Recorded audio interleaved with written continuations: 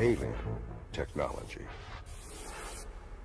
In the mid-20th century, U.S. Army research and development at the Pentagon brought the world into a new age. Incredible advances were made, which helped bring Americans to the highest standard of living ever achieved by a nation. Were outside sources and government influences involved in the origins of high technology? Does the new quantum leap in technological sophistication suggest the role of some outside influence? Could technology like the microchip, which is ubiquitous in our lives, have come from an extraterrestrial source? Is it alien technology? If the acquisition of alien technology is a fact, that certainly could have happened. My guess is that if we did pick up any technology at all, it would have then landed in a very sensitive, compartmentalized intelligence area in which only a very limited number of people would have access to that information. In the late 40s, the U.S. military recovered a spacecraft of unknown origin that utilized extraordinarily advanced technology for propulsion, communication, surveillance, and scientific inquiry. This technology was previously only theorized by scientists. This shocking discovery prompted President Harry S. Truman to organize the Majestic 12, an elite group of high-level government officials, military officers, scientists, and academicians. They devised a plan to dissect and assess the potential application of these technologies for military and commercial use. This process came to be known as reverse engineering.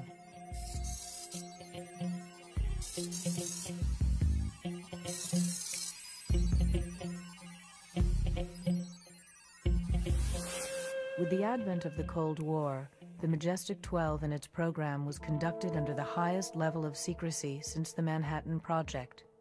Their goal was to disseminate these technologies to the private sector at firms which were already developing technologies garnered from the war effort. In August of 1947, an alien-created microcircuitry artifact was delivered to Bell Labs. Bell Labs was ready for the challenge of reverse engineering. Within 5 months, by December of that same year, Bell Labs would introduce to the public the first electronic transistor. Bell Labs physicists Walter Brattain, John Bardeen, and William Shockley were the first to successfully reverse engineer microcircuitry. This first example of reverse engineered technology showed crudeness in the area of micromanipulation of particles. The revolutionary ability to control electrons would permanently replace the crude vacuum tube bulb. First of all, Shockley and his team had been working on transistor technology. Of course, nobody called it a transistor back then, but they were working on this technology, basically an electronic gate to send electrons through that was more efficient than the vacuum tube. Now, the workbench notes that they had back then, the notes themselves were reverse engineered. They didn't publish those workbench notes until after 1949. Soon, all life on Earth would be affected by this application of outside information. On the day that was declared, the day of discovery, life on this planet changed. Later, General Arthur Trudeau took over the responsibility of distributing technological artifacts from U.S. Army R&D offices at the Pentagon. Colonel Philip J. Corso, intelligence officer for Army Research and Development at the Pentagon, was the first to step forward with information about alien technology. In 1997, when Lieutenant Colonel Corso published his national best-selling book, neither the federal government nor any corporation or individual sought to discredit or refute his revelations about the Pentagon distributing alien technology to the private sector. All this was known, only it wasn't known in the form where we gave an artifact assessment. We gave them research and development projects. One of the things that strikes you most about Philip Corso is not just the fact that he sounds credible, but when you go into his background and you look at the places he's been and where he served and what assignments he's had through the different wars from World War II through Korea, then back to the Pentagon, when you look at that, what you see is that the guy just rings credible. He is like rivet plate metal. Trudeau brought him in. He sat at the foreign technology desk as the deputy at that desk for 90 days, and then he went black. He went secret and became Trudeau's deputy and carry out Trudeau's own assignment, which was get this material from the spacecraft into American industry, the only place it could be safe. Are these alien technologies? What kinds of applications did we reverse engineer from outside technologies?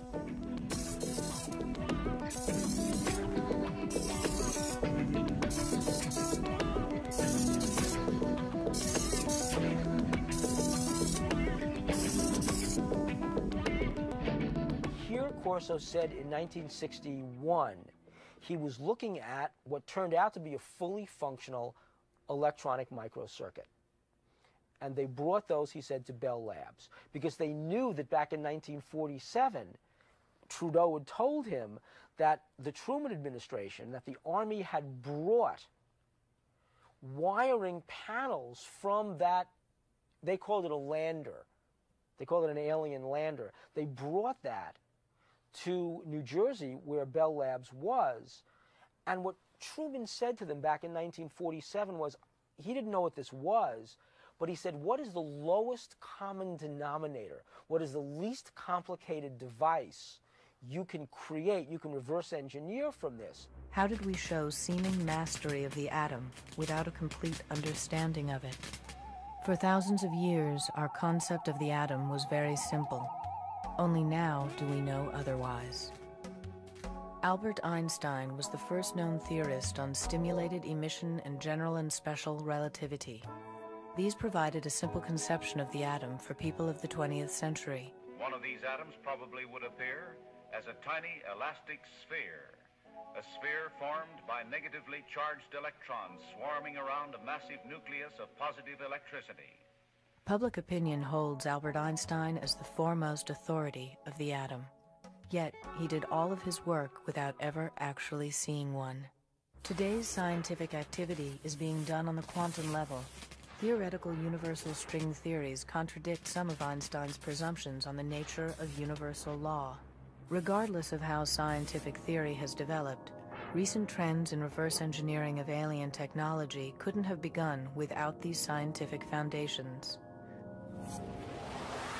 What does the atom mean to us today? No one had ever seen the atom until the present, but the concept has already helped shape society. Is the microchip an intrusion from an outside source?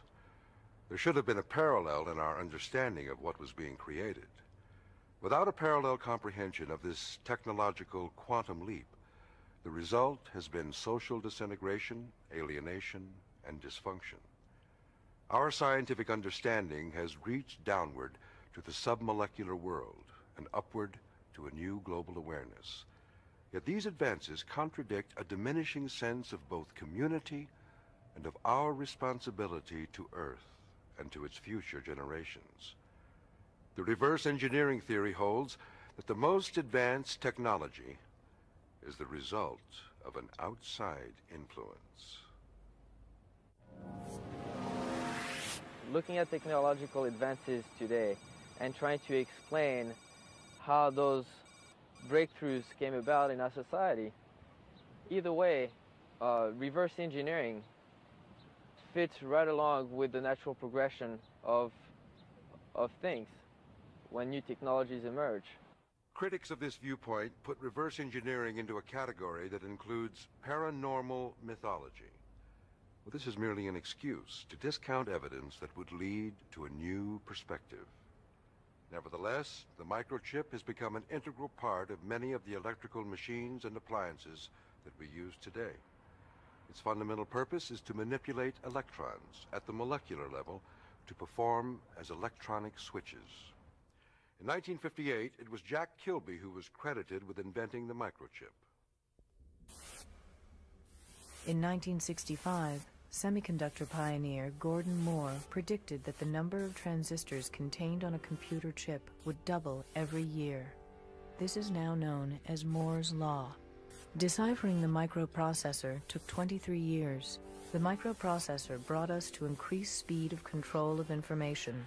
In 1970, when Ted Hoff revealed the microprocessor, how much was known about electron behavior?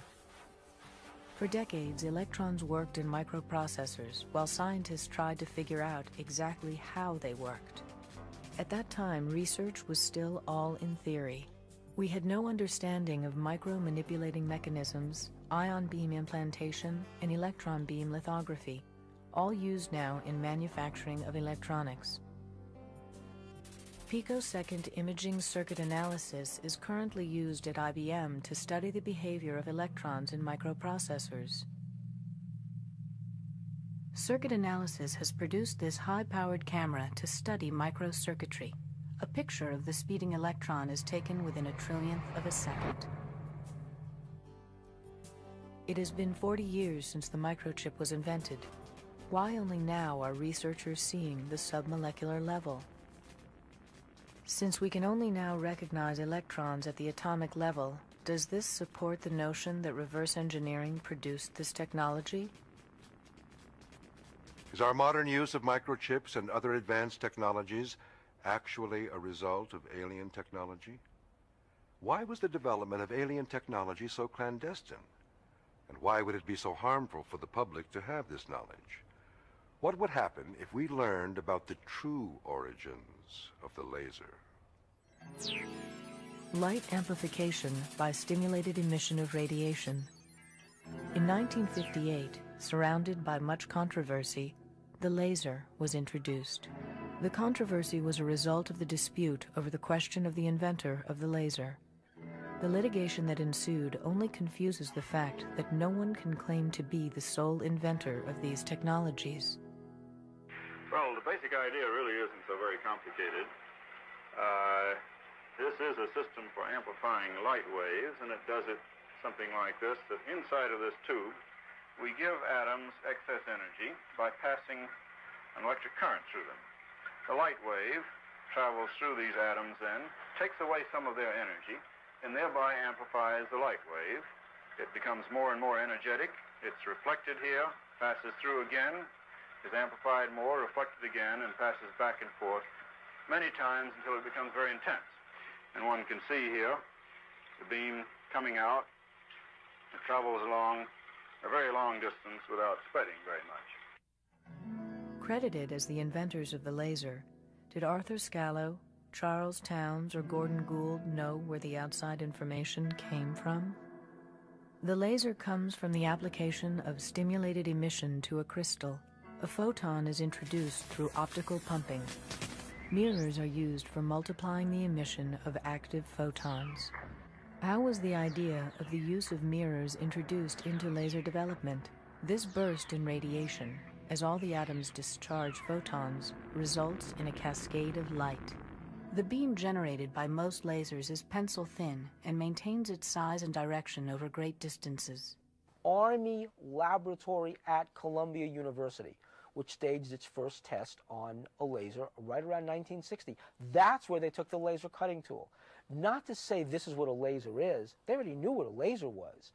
What they needed was a working benchmark model of what they could reverse engineer to get a quantum leap on the very technology they were trying to develop. Technology has now harnessed light. The molecular arrangement of crystal gives direction to light. It is the same molecular arrangement that contains light. We now control information in this light. Some of the companies that were involved in reverse engineering of fiber optics are Bell Labs, Hughes Aircraft, General Electric, IBM, and Corning Glass. Research was done by thousands of people before the mystery of light unraveled. Unlike Thomas Edison and the light bulb, people are not aware that Charles Kao contributed to one of the greatest achievements in technology, the harnessing of light. Why isn't Kao a household name? Has he been lost in the process of reverse engineering? Fiber optics have been manufactured and sold to the public with no question as to its origins. 1,000,000 years of evolution overnight. How did this happen? Smaller than a human hair, the fiber is 2 layers, a crystal core with a glass layer. 2 strands of fiber optic cables can carry over 1,000 conversations. Light is reflected inward from the interface of the 2 layers. Even though alien crystal fiber applications may surpass our current scientific understanding, fiber optics is so far our greatest reverse engineering achievement. Evidence of high technology continues to surface from locations all around the world, dating back thousands of years. The precision attained by these artifacts is a paradox. Present-day scholars remain mystified by the high technology of the ancients. No accurate record has ever been found which has information about the origins of these technologies. Frank Drake, Harvard astronomer, formulated an equation to speculate at the number of intelligent, communicating civilizations there are in our galaxy. N represents the number of stars in the Milky Way galaxy. Current estimates of this number are 100 billion. P is the fraction of stars that have planets around them. Current estimates range from 20% to 50%. E is the number of planets per star that are capable of sustaining life. Estimates range from 1 to 5. L is the fraction of planets in E, where life evolves. I is the fraction of L, where intelligent life evolves. C is the fraction of I that communicate. L is the fraction of the planet's life during which the communicating civilizations live. The answer, N, is the number of communicating civilizations in the galaxy. According to Drake, even the most pessimistic estimates yield hundreds to thousands of communicating civilizations. Through the media, we are already sensitized to the possibility of alien life forms.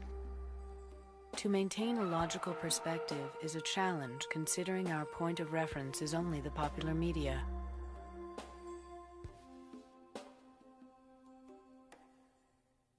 The dominant worldview that we've all been raised in for several hundred years now is that that we are alone in a lifeless universe.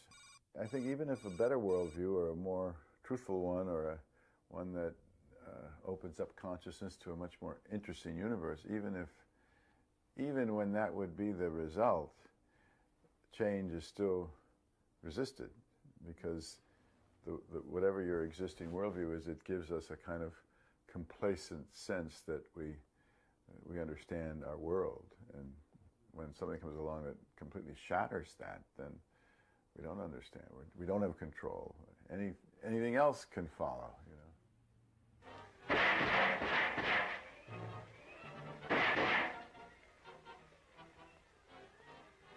We're not human! A half a century ago, alien technology made an immediate impact.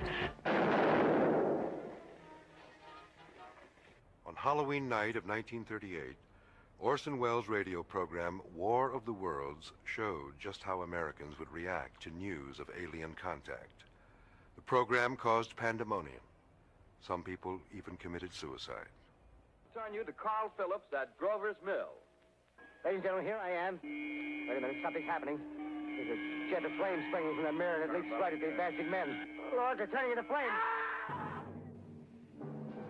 Extremely surprised to learn that a story which has become familiar to children through the medium of comic strips should have had such an immediate and profound effect upon radio listeners. Flying saucers have invaded our planet. The whole world is under attack. Can it survive?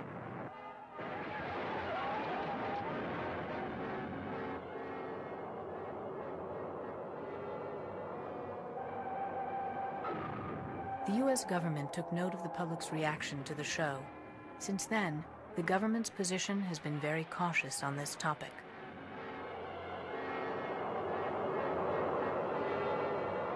I don't know what the government knows about this. There isn't the government anyway. There are different pockets within the government that guard certain knowledge they have very closely. So I really don't know, but I am struck by the fact that government agencies, when they do have to speak about this, will send out the most naked disinformation. There's this level of sort of committed ignorance around this, which is, I think, extraordinary. It's as if any kind of ignorance, any kind of distortion is okay if it's in the service of not letting in certain unacceptable information. James Forrestal was a member of the Majestic 12 group, and it was suspected that information that he had from his tenure with Majestic 12 contributed to his tragic death. He was an admiral in the Pacific Fleet during World War II, and his military accomplishments were honored by the aircraft carrier bearing his name. In March of 1949, James Forrestal jumped out of his window at the Bethesda Naval Hospital just months after resigning his position as First Secretary of Defense. A shocked nation mourns the tragic death of James Forrestal, America's first Secretary of Defense. Why would a celebrated hero of World War II then commit suicide during peacetime? Was his reaction no different than those who heard War of the Worlds? What information did he have about this conspiracy that he brought to his grave? The government continues to be silent. It's interesting, when something is attacking or challenging the ideology of a culture, then anything goes. The media can do anything. They can present distortions, lies, bring in people who don't know anything in a way that you can't do in other fields, which is really kind of interesting, which again reflects the fact that, you know, anything but that this should be true. Any weapon can be used to fight this reality in terms of how it gets represented to the public. Ever since the middle of the century, Americans have been getting accustomed to the notion that we are not alone in the universe.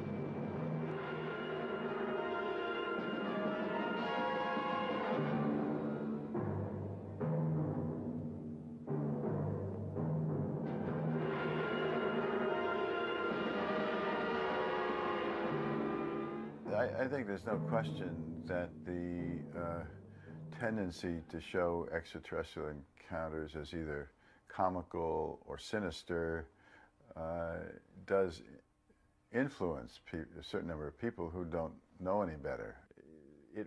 There's a tendency to represent the contact with whatever you want to call this, this other, this intelligence that's reaching us, tends to represent it as frightening, as dark, taking over.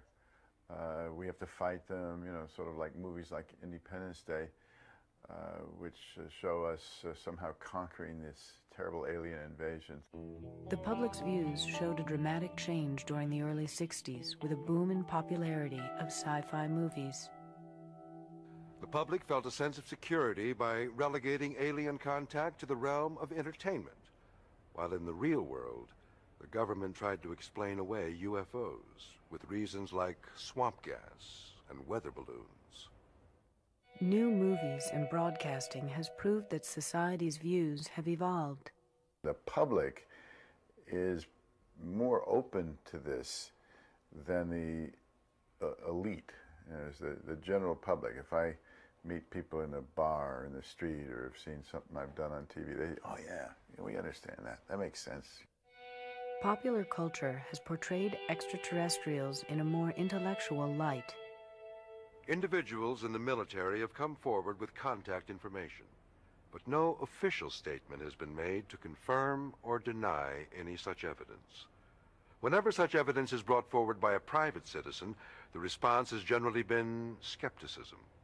As a result, the public remains doubtful about the credibility of these phenomena because of insufficient information.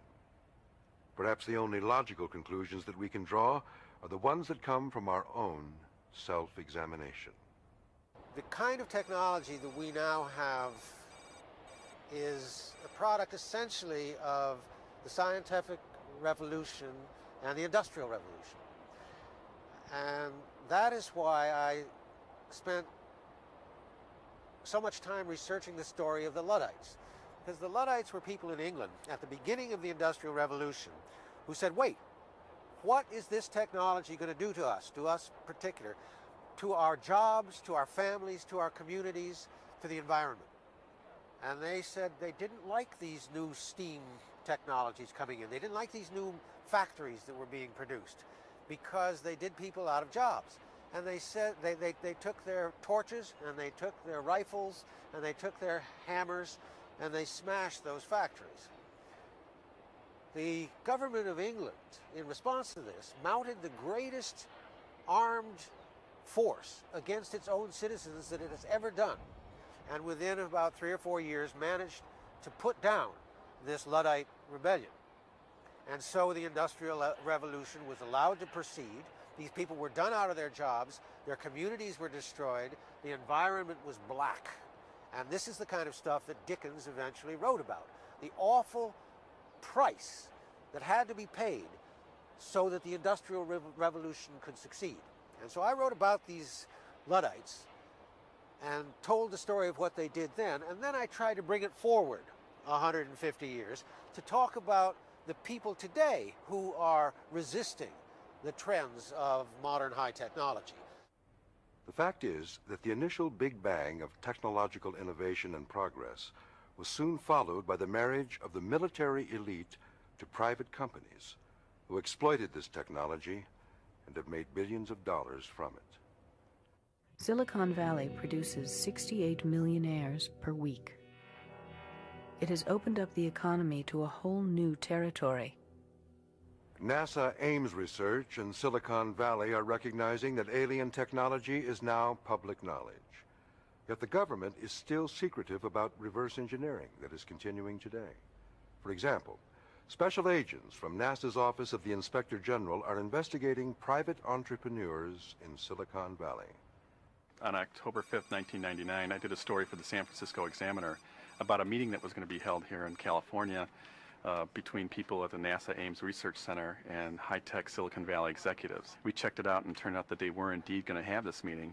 Subsequent to that story, got a call from a NASA investigator that was really concerned because at that meeting they were going to be talking about propulsion technologies, and Joe Firmage was interested in those technologies because he firmly believes that there is reverse engineering of alien technologies that have helped Silicon Valley be what it is today.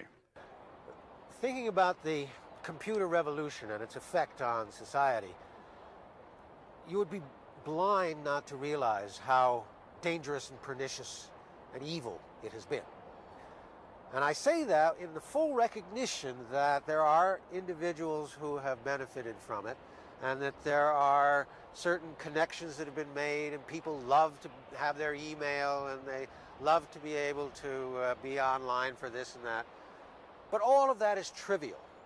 Trivial, whatever tiny personal enjoyments or benefits it has produced for individuals. The important thing about this technology is to see what it has done to the world. It's true that a few will be richer and richer, but what happens in a society, in a global society, where there are just a few rich and there are masses of poor? It is unsustainable.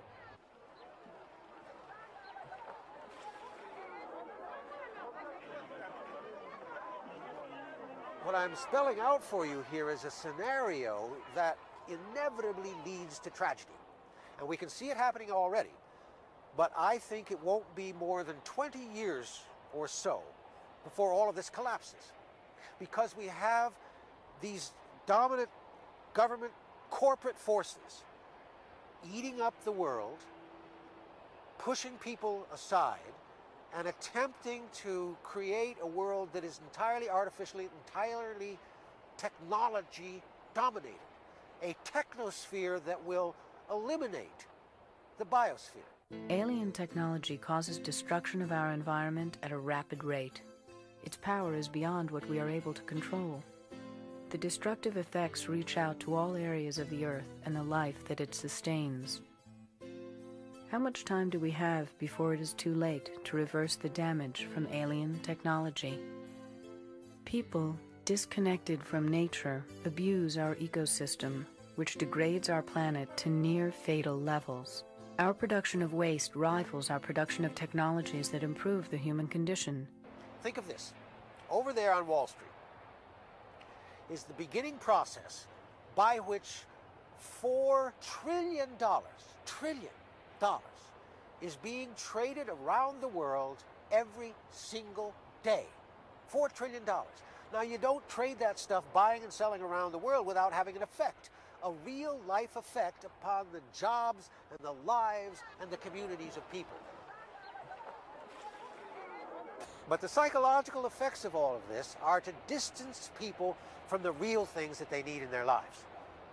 Love, sodality, community, poetry, dreams, all of the important things. So what I see happening is an accumulation of environmental crises melding with these economic and political crises so that the whole thing collapses. Now, it's possible that the human species will survive that.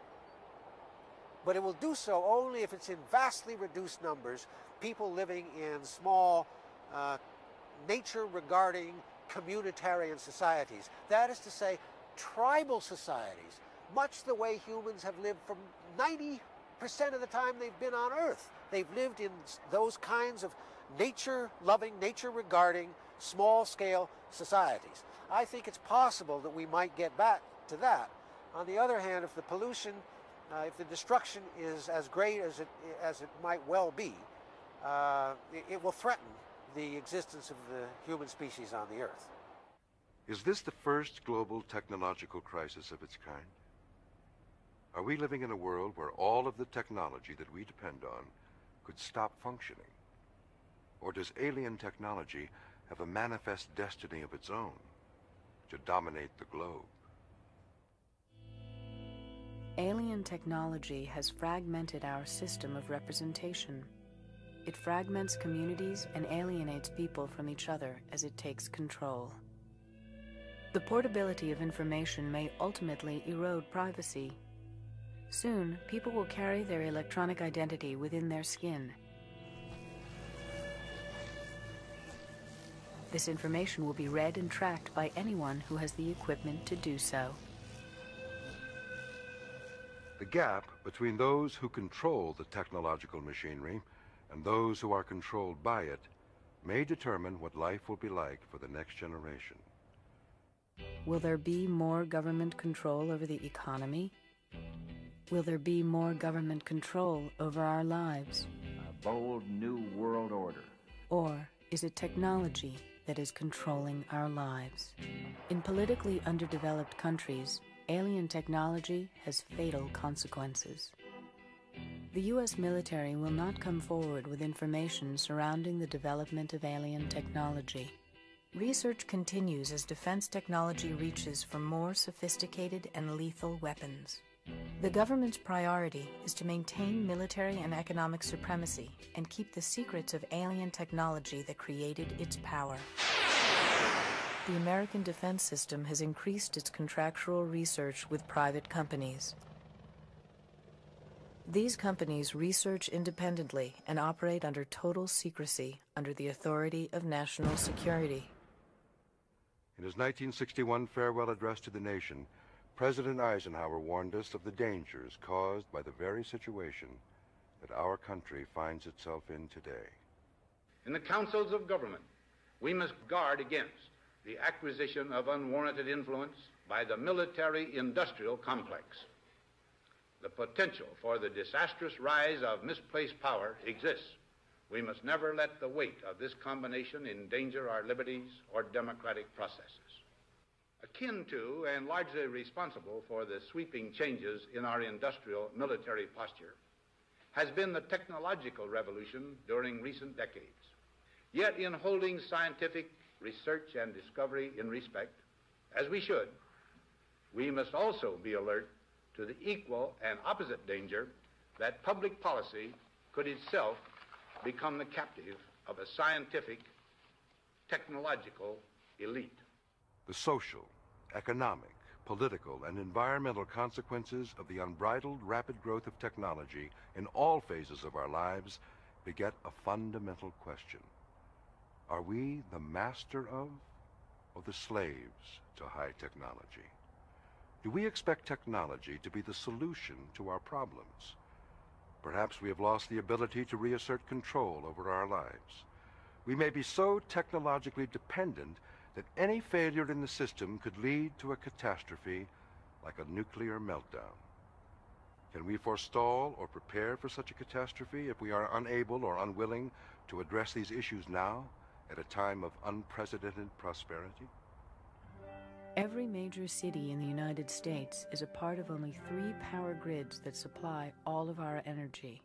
These systems were built on a computer language called COBOL, Common Business Oriented Language. This computing language was developed by the U.S. Navy in 1957 under the authority of Admiral Roscoe Hillenkoetter of Harry Truman's Majestic 12. Naval officer G.M. Hopper directed the group that wrote the COBOL language. Why was the U.S. Navy involved in creating a language for use in our land-based power grids? Was the Navy's programming knowledge the only way to reverse engineer alien processors? Socially, we are in danger of losing our sense of humanity, our sense of morality, even our sense of family and its critical role in our society. We need to assess the consequences our frenzied electronic way of life has on our planet.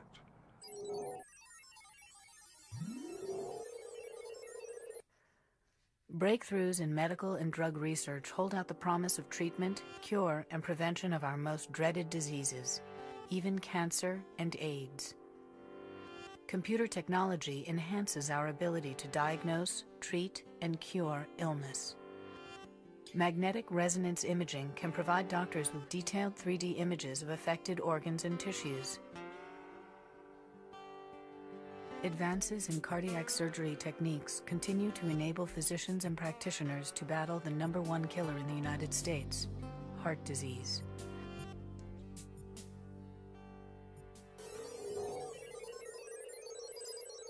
Nearly 1,000 satellites orbit the Earth daily and contribute to our increased knowledge of our planet and its atmosphere and weather. Scientists deploy increasingly sophisticated weather radar. Forecasts pinpoint dangerous weather patterns today more quickly and accurately than ever before. Good evening. Hurricane Andrew continues on its path towards the southeast Florida coast at this hour. The center of the hurricane is expected to cross the Dade-Broward area sometime between 6 and 8 a.m. tomorrow morning. Because of this advanced technology, communities have more time to take emergency measures in the face of a violent storm.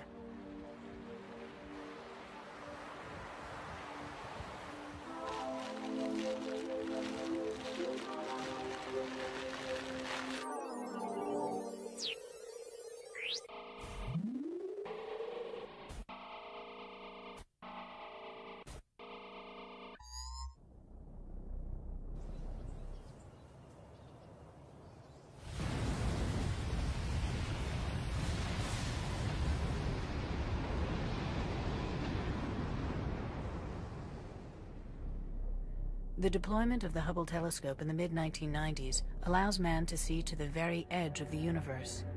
Extraordinary images of deep space astonish and electrify us. The recent World Trade Organization protests in Seattle were led by labor, environmental, humanist neo-Luddites, and fringe groups focused on economic and environmental issues. Yet pollution and waste have already done substantial damage.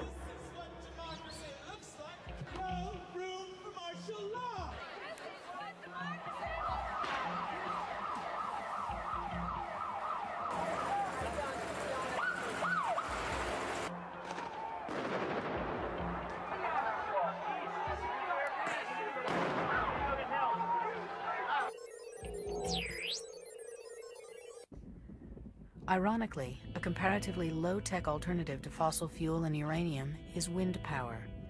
In some regions, it provides clean, reliable energy which could significantly reduce our reliance on imported oil, coal, or nuclear power.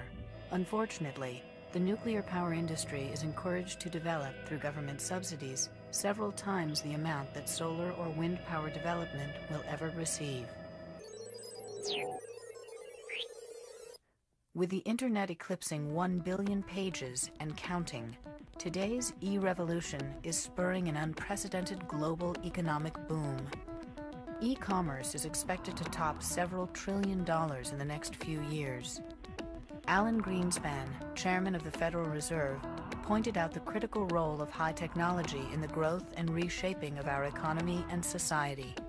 There are few signs to date of slowing in the pace of innovation and the spread of our newer technologies that, as I have indicated in previous testimonies, have been at the root of our extraordinarily impressive productivity improvement. What is uncertain is the future pace of the application of these innovations, because it is this pace that governs the rate of change in productivity and economic potential. Since nearly any human being can link up individually to the rest of the world, the Internet may be the greatest mechanism of democracy ever made. Yet with such unlimited worldwide access to each other, how will our lives be affected? Just in the last few months, serious concerns over privacy and safety on the net have spurred government and corporate responses to arrest and prosecute hackers and other criminals. We may never find definite answers to the mysteries of alien technologies, but because of mankind's discovery and development of extraterrestrial tools, humanity has raced generations beyond our time, closer to our own enlightenment, or destruction, as a species. Furthermore, the rapid pace of technological change has only magnified these problems. So where does it all end? The disparity between the rich and poor nations and individuals continues to grow. The destruction of the rainforests and other habitat, nuclear proliferation, biological weapons, global warming, and ozone depletion show the immediate and direct consequences of technology gone amok. America is the largest arms merchant in the world. This undermines our credibility as a nation of peace. Recent wars in Iraq and Yugoslavia also show the trend toward high-tech electronic warfare, where drones, cruise missiles, and global positioning satellites enable the Pentagon to wage truly impersonal surgical war. Since the Big Bang of technology in the mid-20th century, we have seen the application and misapplication of this reverse-engineered alien technology in every aspect of our lives. We must raise our consciousness on a personal, emotional, global, and even spiritual level. We need to demystify and emasculate the iconography of technology. Maybe we can think and act less selfishly, with a greater sense of community, both locally and globally. Collectively, we can insist that our government, major corporations, academia, and the military seriously consider the consequences of our technological revolution. As citizens, we must insist our leaders address these issues both here and abroad.